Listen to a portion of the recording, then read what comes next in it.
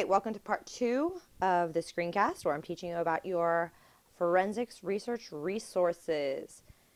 And right now that we've explored our digital script library, I would like you to click on this folder that says Forensics Resources.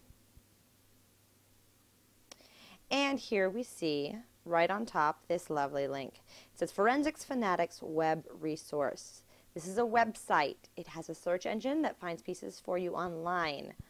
Your login, as it says here, is your first initial and your last name. So mine would be TWEILER. And your password is forensics, all lowercase, FORENSICS. So let's go in. Forensics Fanatics Web Resource. This website was created by a forensics coach in Kansas. Her name is Lori Hudson. And she put together this website as a resource for her students and as a resource for other forensics coaches and forensics competitors all over the country, and as a way to make money for her team. So this is a subscription service that Country Day subscribes to every year. Now, I'm currently logged in, but let me show you how to log in. Click on Member Login.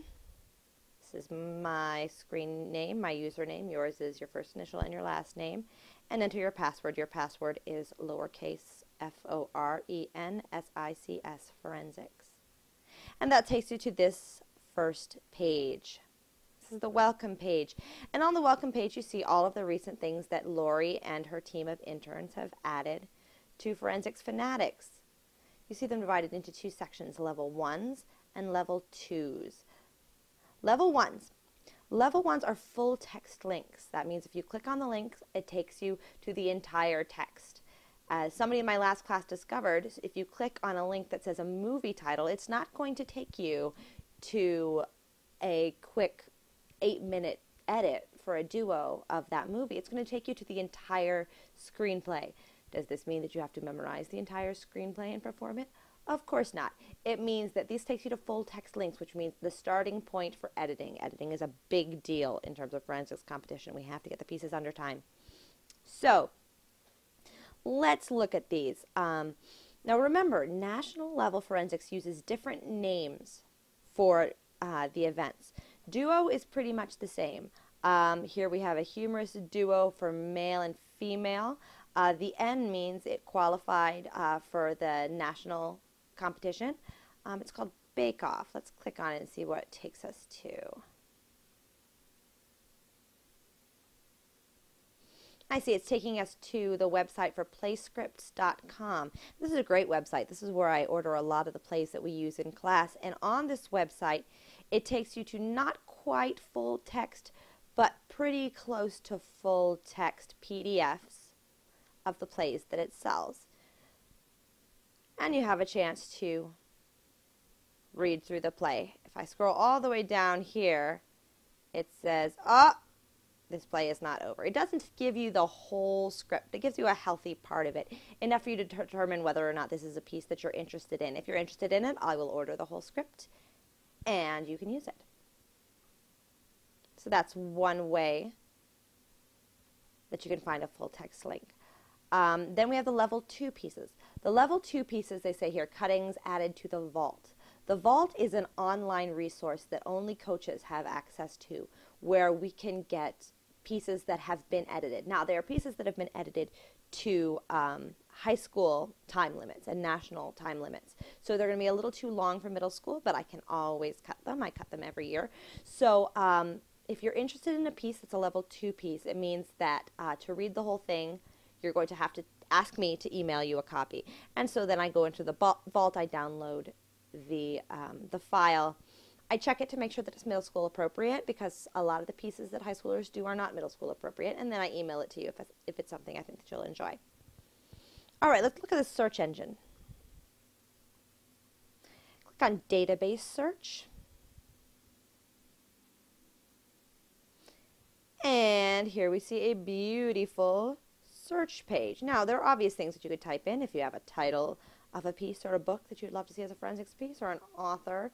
I suppose you could use either of those, but more likely you're going to be using these wonderful drop-down menus. Under select type, it gives you humorous or serious.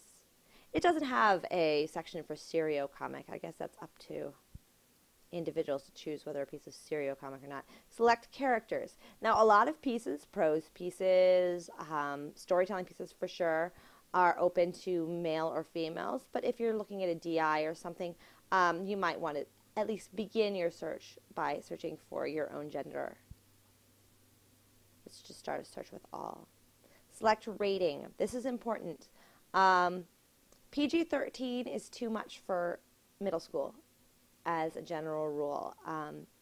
Middle school judges don't like to see anything that's explicit, anything where the subject matter is not something that you would want to be talking about in front of sixth graders, and sixth graders compete.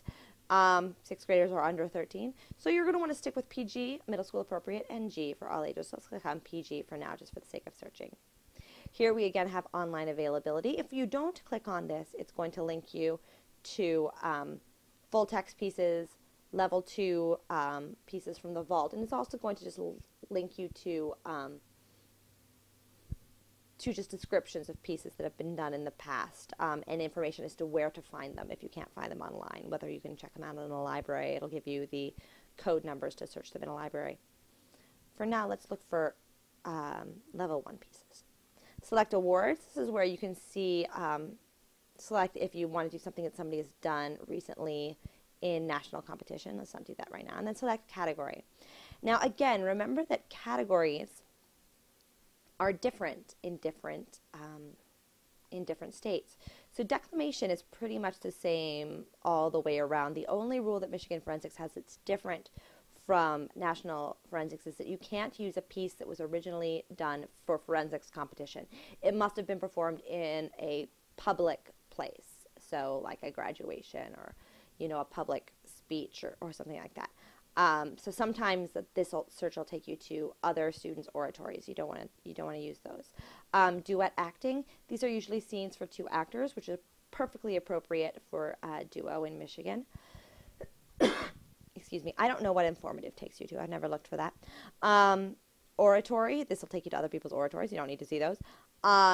Poetry, prose, and solo acting, which is stuff that you can use for DI. Generally. All right, so let's start by just searching for prose. We look for a prose piece for either male or female that's middle school appropriate.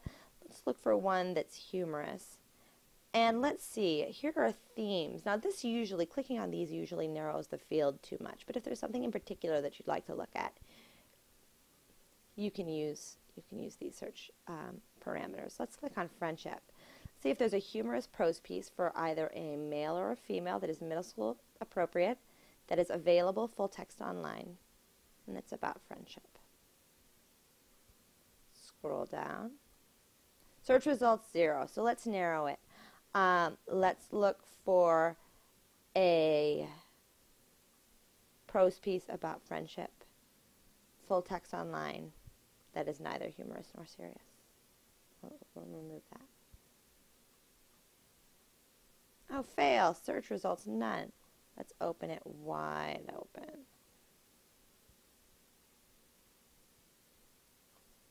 All right, which leads us to this piece. It's called My Beautiful Loss. I'm going to click on the little plus sign. And see a little bit about this piece. We got a summary. Middle school appropriate. It's about friendship. It was a 2006 national qualifier, and if you want to find it in a library, this is the ISBN number. You can use that number to search in Destiny or to search in any.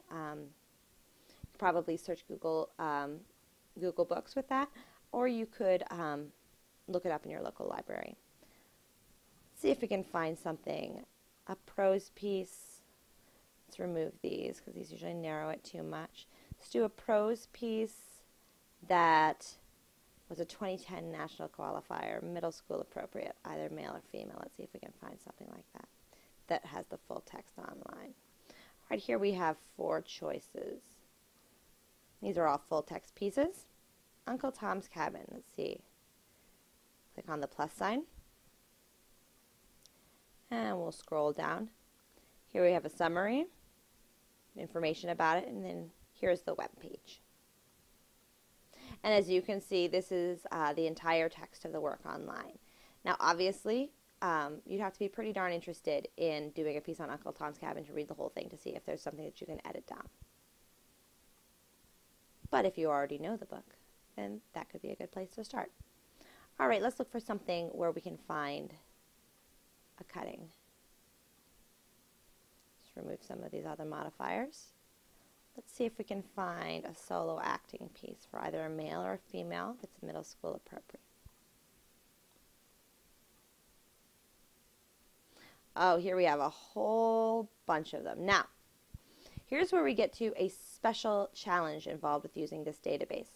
In this list that is labeled solo acting, we have pieces that are appropriate for duos, we have pieces that are appropriate for storytelling, and we have very few pieces that are appropriate necessarily for DI because a lot of these are not from plays or TV shows or movie scripts. But this one is, look, this would be appropriate for DI. Midsummer Night's Dream. It's the Pyramus and Thisbe scene. You can find it on the website for Big Vault. So if you're interested in that, just have me look that up and email it to you. Now here's a book you may recognize, The Phantom Tollbooth. That would be appropriate for prose. And there's a cutting from that I could email from you. You can see it won, it was a national qualifier in 2009. Here we have something else. There's The Witches. You saw the video of that. It may give you the cutting that Varun Rajan gave you. It may give you something else. Let's see if I can find in this list. Oh, here's a cool piece. This is called Best Daddy, and this is actually a duo. It's a scene by Shel Silverstein, Lisa and her father, on her birthday. So that's actually a duo. So you can see, and it could be performed by a single person playing both characters in dramatic interp, or it could be played by two people in a duo. So you can see how it can get confusing with this database because we're comparing Michigan rules with national rules. But if you poke around a little while and ask me for help when I'm around, we should be able to find something together that would be cool. So that's how you use the Forensics Fanatics database to search pieces online. Now, if we could pause for a minute, I'm going to start again with Screencast 3, where I'm going to show you how to search for articles and resources for public address categories.